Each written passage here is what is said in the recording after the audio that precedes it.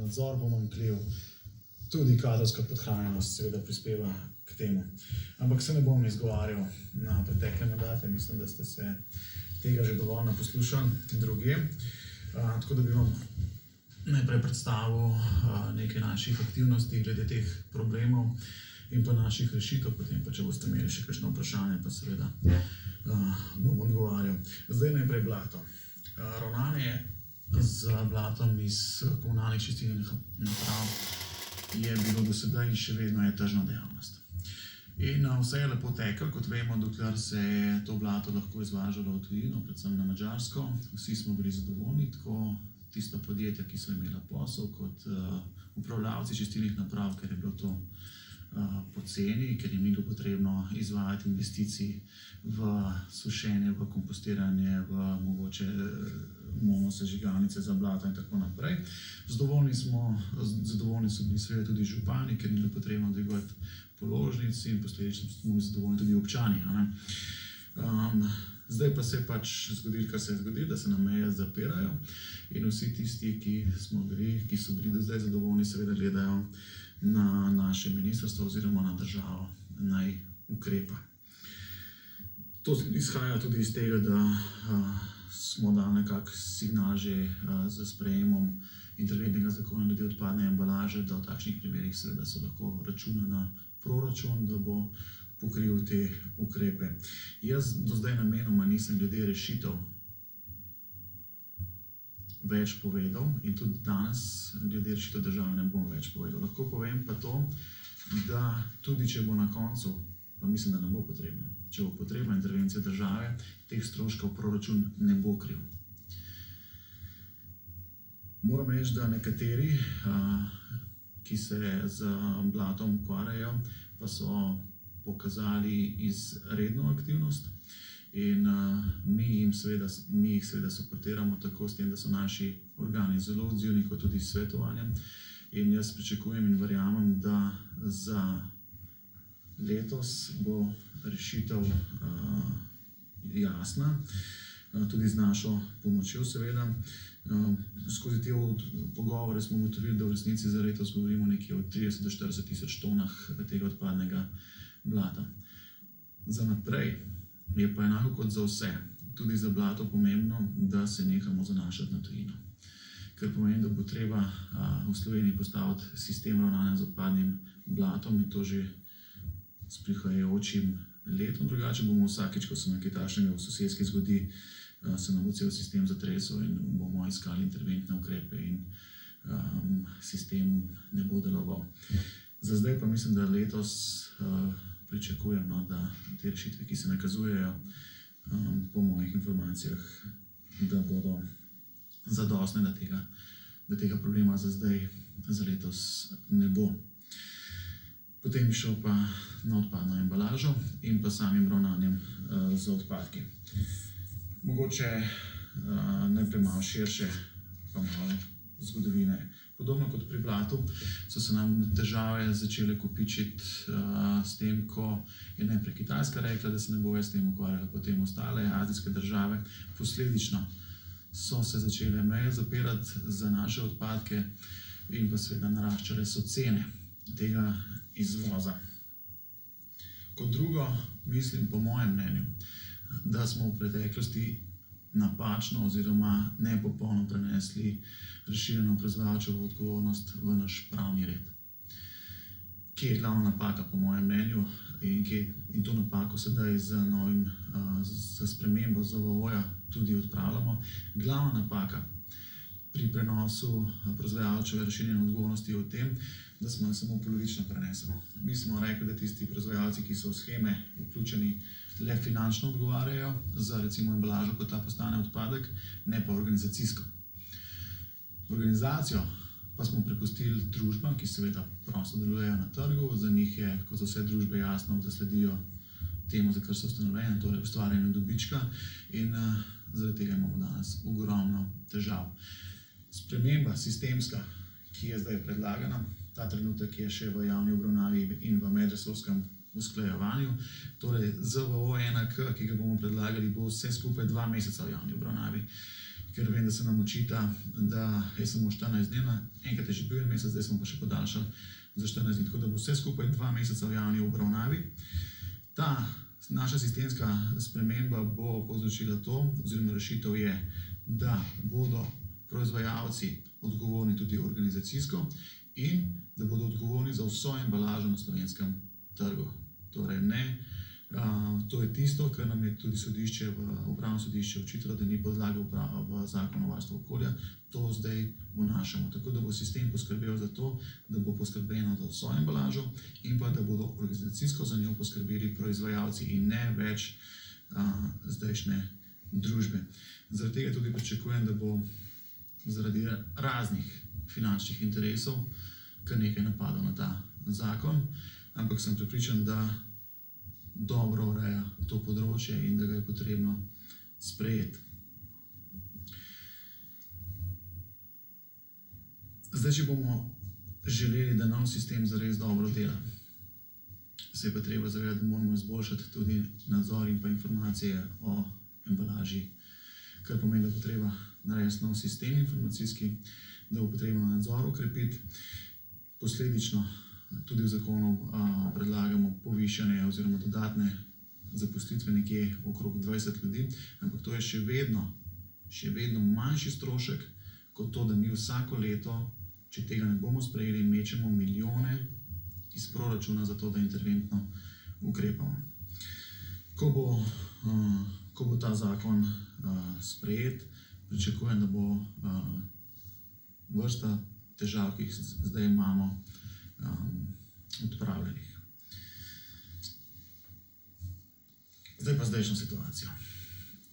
Kot veste, se nam spet kopiči odpadna embalaža. Tista odpadna embalaža, ki smo jo označili na podlagi lanskega interventnega zakona, za to odpadno embalažo bo država poskrbela. Zato ni treba skrbeti, torej tisto, kar smo označili, bomo tudi odpeljali. Problem, ki se zdaj pojavlja in ki je nastal tudi po odločitvi upravnega sodišča, je pa zdajšnja nova, sveža embalaža, ki je družbe več ne odvažajo. Pa bi preden grem na rešitve povedal še nekaj o družbah. Mi smo poslali inšpekcijo v pregled nekaterih družb za leto 2018. Naša inšpekcija je ugotovila, da so nekatere družbe pobrale denar, niso pa te embalaže potem tudi odpeljale. Na podlagi tega je inšpekcija podala tudi kazenske ovadbe. Zdaj, kakšni bodo zaključki teh postopkov, ne vem. Ampak na podlagi teh odločitev smo se odločili in že sodelujem tako s Fursom kot z policijo, da bomo močno poostrili nadzor nad delovanjem teh družb. In ker želim, da tista embalaža, za katero so proizvajalci plačali, da se tudi zares odpelje. In če se ta praksa iz 2018, ki jo je inšpekcija ugotovila, nadaljuje, verjamem, da bomo še kakšno kazensko ovadbo tudi mogli podati. Po drugi strani pa pričakujem, da se ta embalaža, za katero je že bilo plačano, tudi odpelje. Po odločitvi upravnega sodišča, da jim ni treba odpeljati zakonodaje, te embalaže, pomeni, da po zdaj veljavni zakonodaji, po zdajšnjem ZVO-ju, po 2 uredbah, to uredbi o odpadni embalaži in pa o odpadkih, pomeni, da za tisto odpadno embalažo, ki je družbe niso dolžne odpeljati, mora poskrbeti izvirni povzročitelj, to so pa komunale.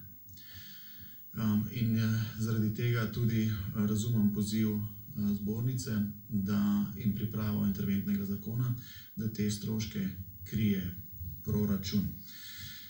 Jaz pričakujem, da ko bomo odpeljali odpadno embalažo na podlagi lanskega zakona in na podlagi poostrenih nadzorov nad družbenim ravnanjem odpadne embalaže, da bo že sedaj učinek jasen in viden.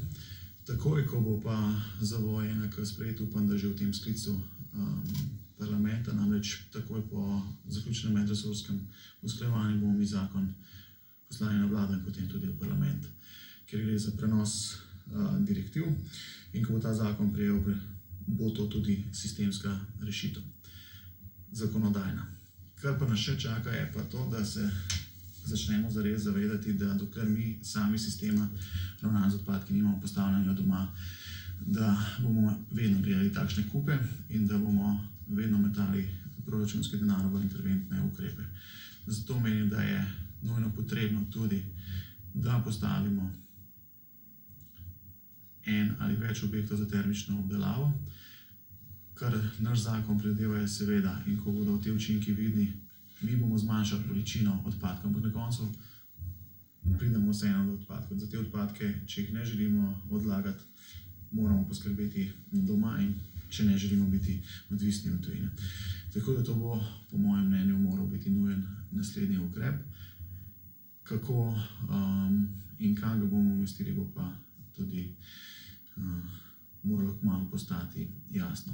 Deluje že naša skupina delovna, konec meseca se ponovno dobijo in takrat pričakujem tudi nekaj več jasnosti glede tega. Zdaj, rekli ste, da ko bo država poskrbela za tisto embalažo od lani, se pravi potem zakonu, ki je že, da bodo težave bistveno manjše, ampak recimo, če pogledamo tle Snaga Ljubljana, ima čisto polno skladišče, mogoče 10% te embalaže, ki je še od lani pod državo, pod interventnim zakonom, vse ostalo je novo. Oni pravijo, da je nujen nov interventni zakon oziroma novi ukrepi. Kaj pa ste storili, ker dejansko gre tam zdaj že spet za požarno nevarnost in situacija je enaka po celi državi? Torej se kopiči sveža embalaža, za katero so družbe pobrale denar in odpeljejo. To je zdaj ta problem. Zato bomo šli tudi v nadzor. Na koncu, če seveda to ne bo ukrepov dovolj hitro jasnih, bo treba gledati tudi po drugih ukrepih. Ampak da bi že v tem trenutku šli v to, mislim, da je preuranjeno. Tudi zaradi tega, ker bi moral delovati v nasprotju z veljavno zakonodajo. Vi pričakujete, da bodo komunalne poskrbele za to in plačale iz tega budžeta, ki ga imajo, ker oni pravijo, da tega denarja nimajo. Kako je to v zakonodaji? V zakonodaji točno tako. Torej za tisti del, tudi po odločitvi upravnega sodišča, za katerega družbe za ravnanje z odpadno embalažo niso dolžne poskrbeti, je to dolžnost izvirnega povzročitelja, torej izvajalca javne službe. Še eno vprašanje glede zakona. Tudi če bo sprejet, se pravi, vi mislite, da bo še sprejet še v tem mandatu državnega zbora, kako? Tudi če bo to neko prehodno obdobje. Kdaj bi lahko začel sistem veljati v najboljšem primeru? Se pravi, da se to iz 15 ton da na nič in da se ukine družbe oziroma kakorkoli pač.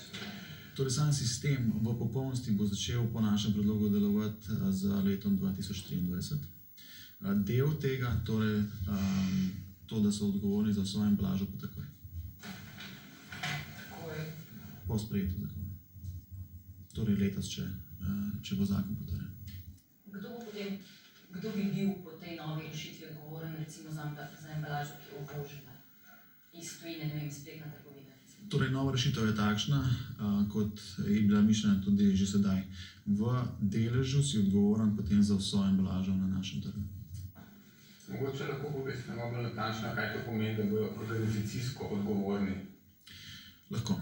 Torej, po zdajšnjem sistemu, ki je nekje vmes, so proizvajalci, ki dajo na trg izdelke, ki so zaviti v embalažo, odgovorni za ravnanje s to embalažo le finančno.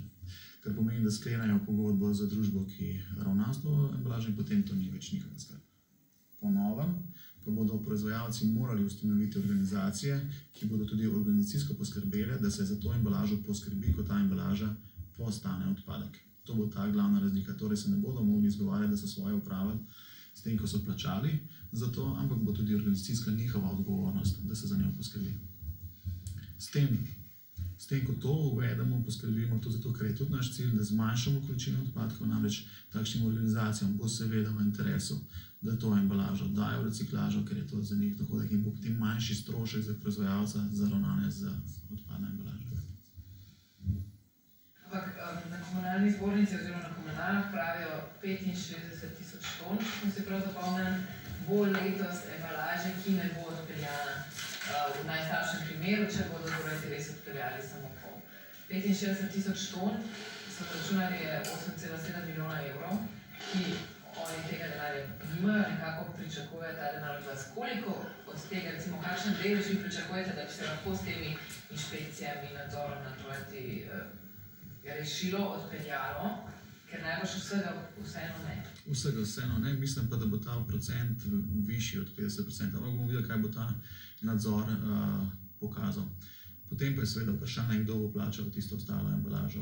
Možnosti je več, po zdajšnji veljavni zakonodaji so to ali komunale, lahko se najde nek način, da to plačajo proizvajalci, ali pa za novo obliko, torej